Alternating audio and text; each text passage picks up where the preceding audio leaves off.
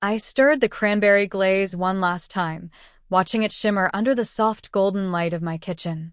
The smell of rosemary and butter filled the air, calm, rich, and deliberate, like everything in my life now. My table was set for one. Crystal wine glass, ivory napkin folded perfectly, the kind of Thanksgiving setting my mother would have critiqued to death when I was younger. I took a slow sip of Pinot Noir and glanced at my phone. 12 new notifications. Photos from my family's Thanksgiving dinner were flooding my feed. Mom laughing in her gold sweater, my brother carving turkey, my cousins raising glasses. Not a single text, not a single invitation. I wasn't surprised. I'd heard from a mutual friend last week that my mother had told everyone not to invite me. Something about keeping the peace. The phrase used to cut like glass, but tonight it just made me smile. Because peace, well, I'd finally found it, just not where she thought I would. Still, a tiny ache tugged in my chest. The kind of ache that comes when you realize you've been erased from the story that made you. I set my glass down, wiped my hands on my silk blouse, and opened my laptop. If my mother wanted a peaceful Thanksgiving, she was about to have the loudest one of her life. It started 3 years ago, the Thanksgiving that broke everything. Back then, I was still the sweet daughter who'd figure things out eventually. At least, that's what Mom liked to say in front of her friends. I was 26, working 2 part-time jobs while building my food blog on the side. She called it a hobby, her voice sharp with disappointment every time she asked, "When are you going to get a real job, Emily?" That year, I showed up at her house an hour early, clutching my grandmother's old pumpkin pie recipe. Grandma Rose had been the only one who ever believed in me. She used to tell me, "You don't have to beg for a seat at someone else's table, sweetheart. Build your own." But when I walked into Mom's kitchen that day, she snatched the pie dish out of my hands. "Oh, honey, you didn't need to bring anything. We already had dessert, store-bought, of course." Her smile was thin and practiced, the kind she used in church photos. My brother laughed. "Guess your little blog didn't make the menu this year, huh?" Something in me cracked. I remember the heat flushing my cheeks, the way my hands shook as I tried to laugh it off. "You could have just said you didn't want it."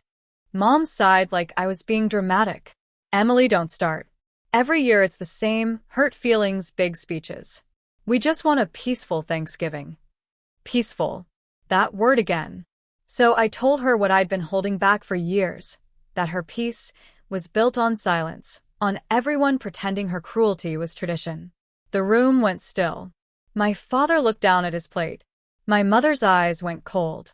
"Maybe you shouldn't come next year," she said quietly. "It's exhausting walking on eggshells around you." That was it.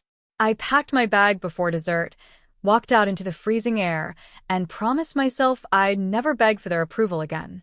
When I got home that night, I found Grandma Rose's ring in an old jewelry box, silver, simple, a tiny rose etched into the band. I slipped it on my finger like armor.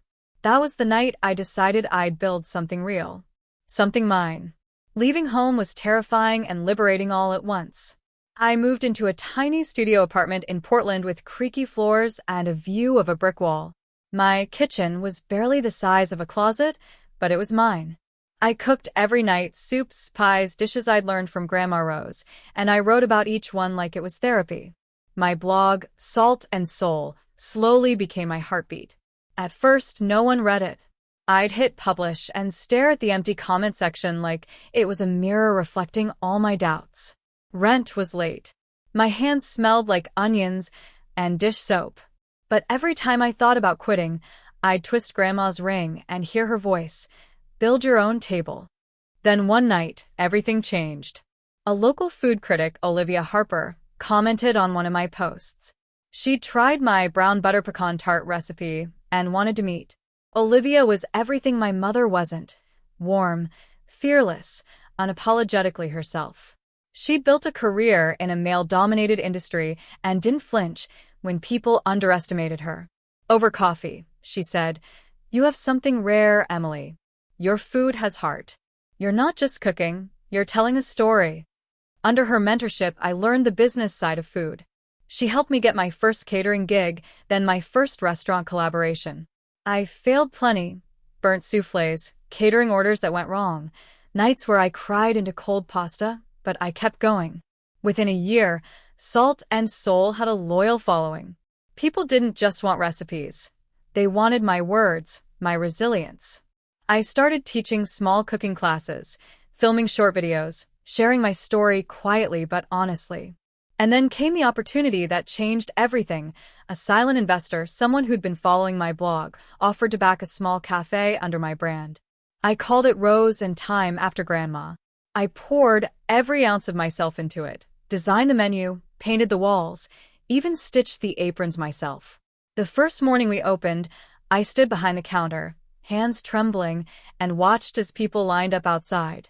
The smell of fresh bread filled the air. I felt like I was finally home. Over the next 2 years, Rose and Thyme became one of Portland's most loved brunch spots. We expanded into a second location, then a third. My team became my family, people who believed in me without conditions. On social media, I kept things vague. A few food photos here and there, nothing that screamed success. My family still thought I was just trying out this cooking thing. I didn't correct them. Not yet. Because deep down, I wanted them to see it, not through words, but through proof. I wanted them to taste what it meant to be dismissed and still rise. And this Thanksgiving, I finally had the perfect way to serve it. The invitation came by accident. A week before Thanksgiving, my cousin Jenna, one of the few who still followed me on social media, sent a group text meant for the family chat. I wasn't supposed to be on it. I stared at the message for a long time. Dinner's at Mom's house again this year. 4 p.m. sharp. Dress nice. Mom wants photos for Facebook. Mom, of course, had planned another perfect gathering. And just like before, she'd made sure I wasn't part of it. I deleted the text, but something inside me shifted. 3 years of silence had turned me into someone they wouldn't even recognize, and maybe it was time they didn't just hear about her, but saw her. So I made a call. One simple call to the catering coordinator my restaurant often partnered with for private events. I need a last-minute booking, I said. Full Thanksgiving menu, elegant setup. And I want the delivery address to be this one. I sent my mother's address. The morning of Thanksgiving, my team prepped the order.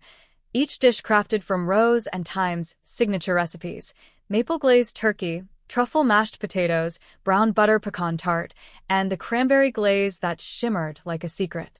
By 3:30 p.m., I was standing outside my mother's house, heart hammering, my silk coat wrapped tight. Through the window, I saw the familiar scene. Everyone gathered, laughter echoing, wine glasses raised. I could almost smell the cinnamon candles she lit every year. When the doorbell rang, the room went still. Mom appeared, confusion knitting her brows. Behind her, my brother stood with a carving knife in hand. Emily. Hi, Mom, I said softly. I brought dinner. 2 servers from my restaurant followed behind me, carrying trays and setting them gracefully on the table. My family just stared, mouths open, forks frozen midair. Mom blinked. You catered this? I smiled. Not exactly. Rose and Thyme catered it. My restaurant. Her lips parted, but no words came out. My father looked from me to the food, his eyes wide. Wait, your restaurant? I nodded, watching their disbelief unfold like theater. Yeah.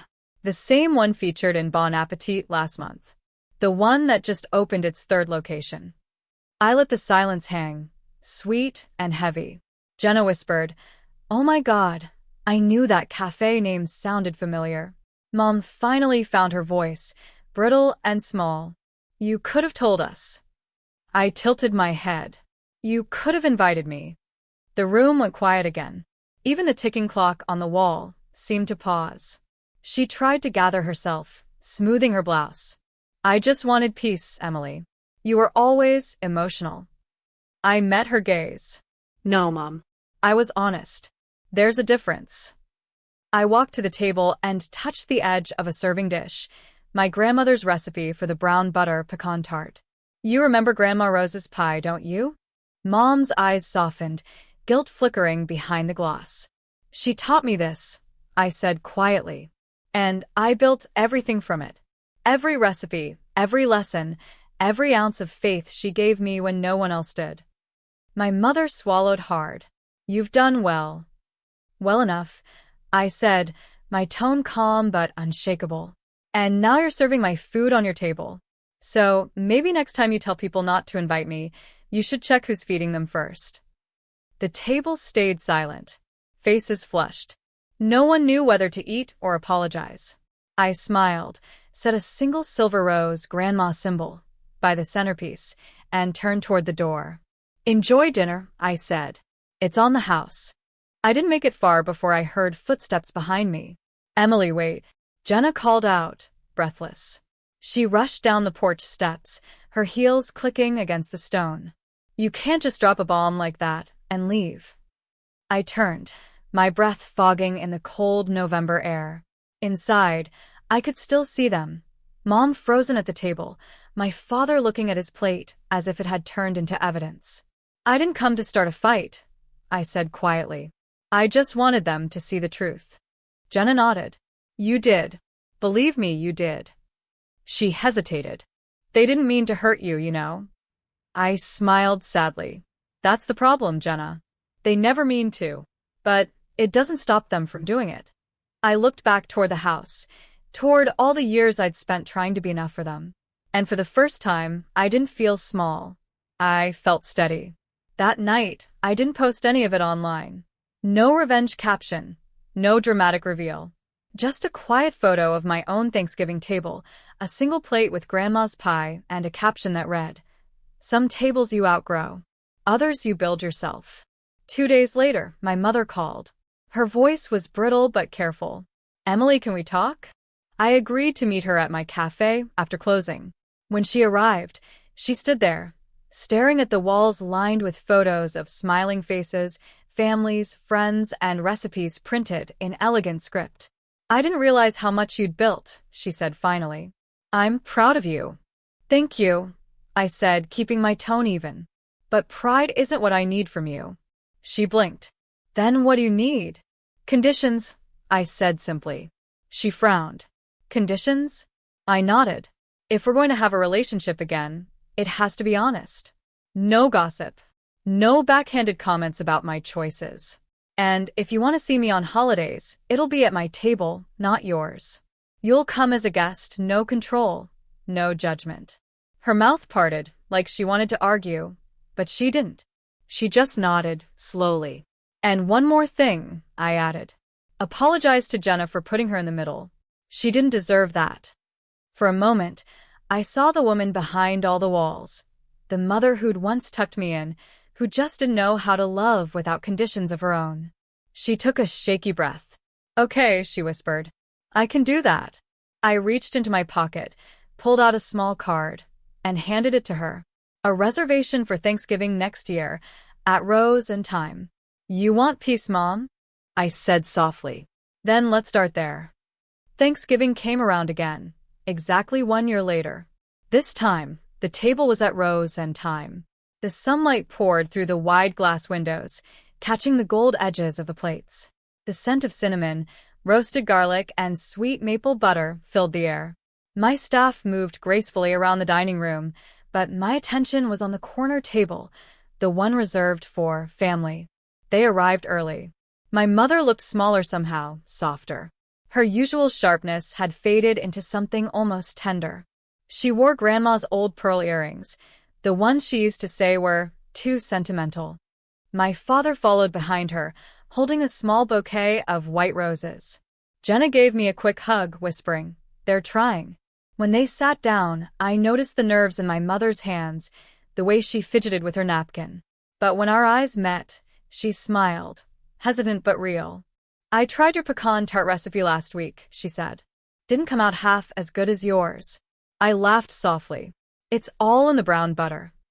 There was no grand apology that day, no emotional breakdowns or confessions.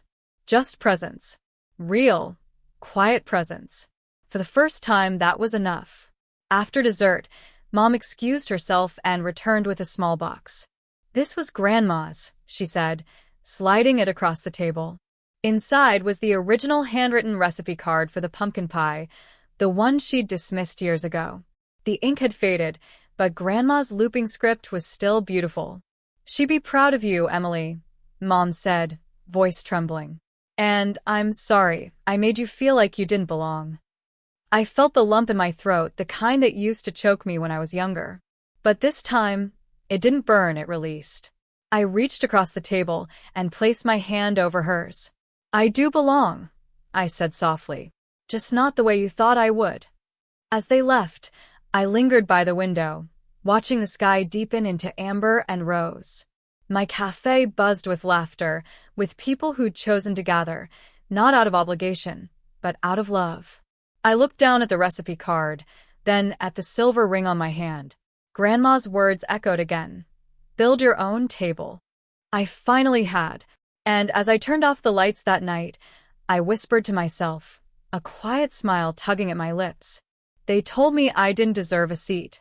So, I built a feast.